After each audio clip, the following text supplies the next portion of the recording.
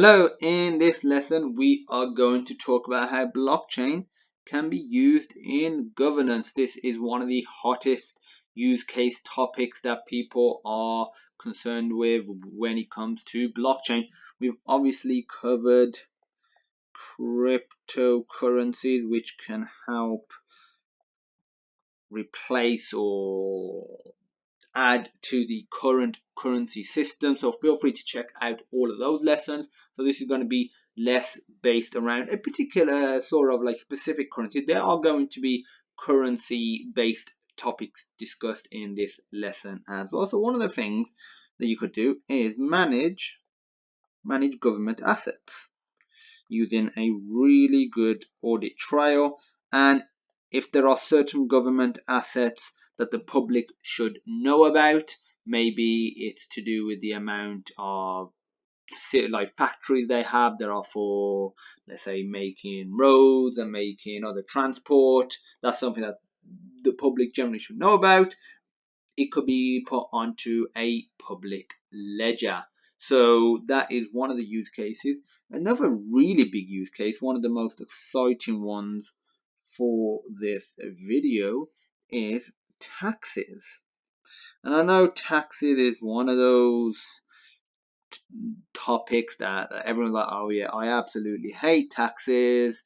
But again, try and have an impartial mind, because when taxes are done well, they can benefit everyone, because it allows you to have access to facilities such as healthcare in countries like Canada and the UK. It allows you to, well, use roads, because at the end of the day, the roads that the government builds, they're building it using tax money. So with that money, they're able to build roads, provide certain public transport, and various other elements as well. So all of these aspects that we enjoy of modern society, regardless of what country you're really in, is generally paid for by tax collection. So it is definitely an important part of society. It will allow you to accurately track income for whether it's an individual or a company, doesn't really matter. So you can see where the money's going, during what period, exactly when it was paid, and this will help you automate taxes. I know some people, especially people that are tax evaders and even tax avoiders, this is something that they aren't particularly happy with, because if a lot of it can be automated, then you can reduce tax evasion and to an extent tax avoidance, because at the end of the day, evasion is illegal and avoidance is legal. It may not be completely ethical or moral depending on who's doing it, but and how much they're avoiding in terms of taxes, but it is legal.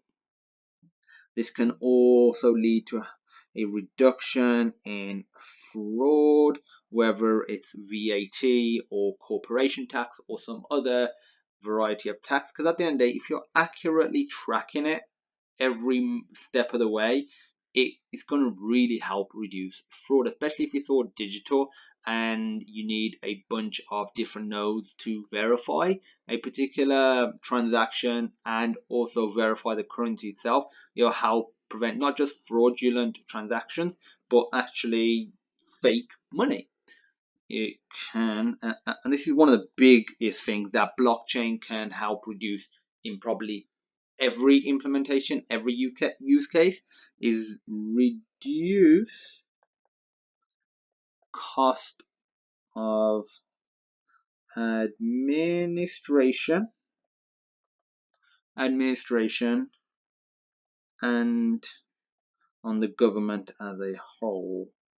So administration equates for a lot of the cost in various sectors of modern society outside of government, and if you can automate a lot of it, do it more accurately, provide an audit trail, then you can reduce the cost of administration and ultimately reduce the cost that comes along with, well, fixing the problems that sometimes occur because it hasn't been properly implemented.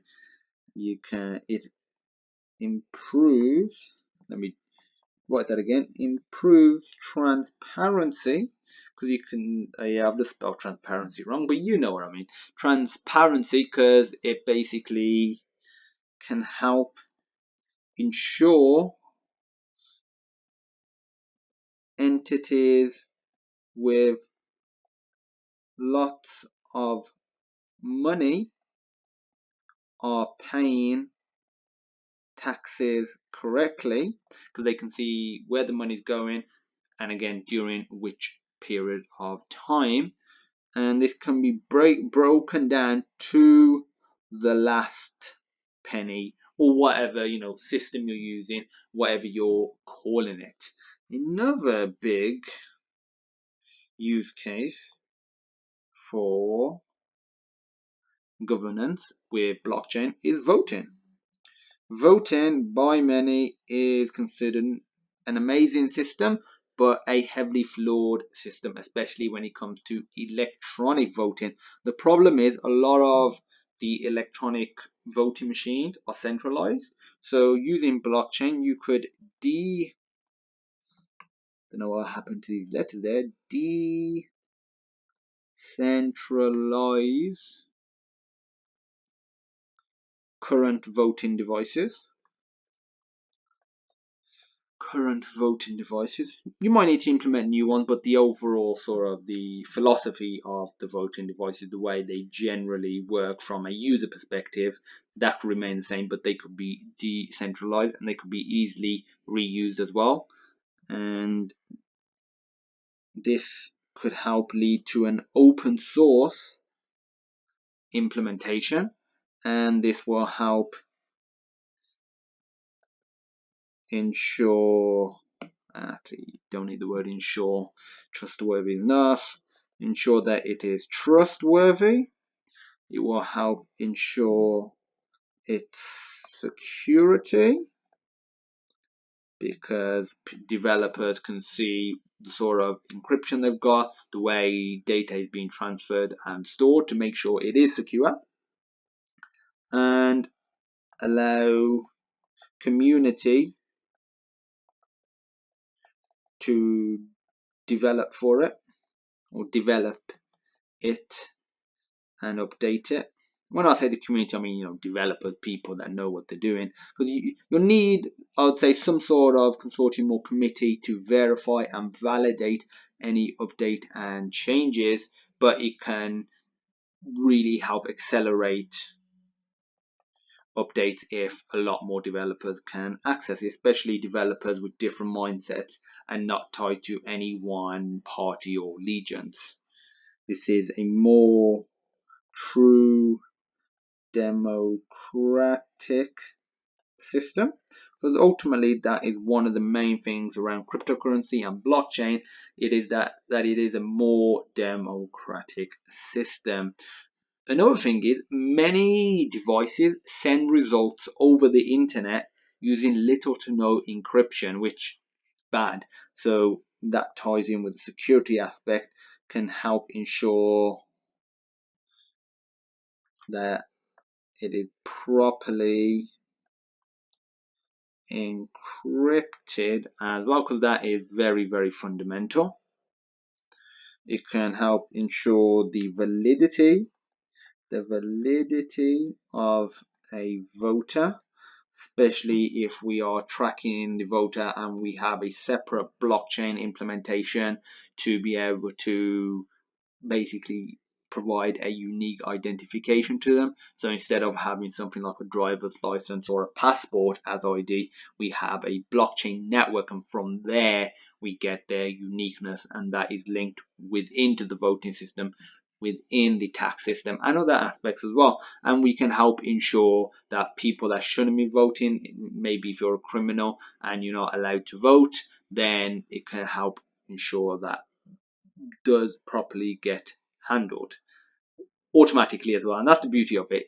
The more automated it is and the less human interaction that is required, the less cost that it has for the taxpayers, and those taxes can be used to build more roads, hospitals, schools, and all the other really cool stuff that people really want to see, even though they need these to help build those systems. It has a better automated tally system, especially compared to physical based system. You can easily access results of the past,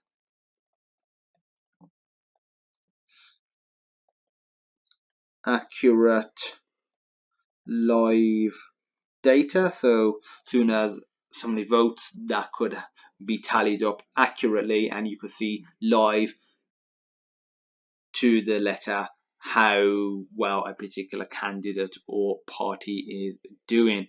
And this could also lead to, this is a very controversial topic, lead to voting at home. This obviously has its own problems, but I find the problems that it has are generally linked to a more electronic home-based voting system and less to do with the blockchain implementation of it. But I think it could really help due to extra encryption, extra validity, and just the open decentralized nature of it. We could be voting at home within our lifetimes. So this has been an awesome lesson on covering the use cases of blockchain in governance. If you got any questions, feel free to reach out. We covered a variety of topics in terms of governance implementations. So feel free to check out the video again. And as usual, thank you for watching, and I look forward to seeing you in my next lesson.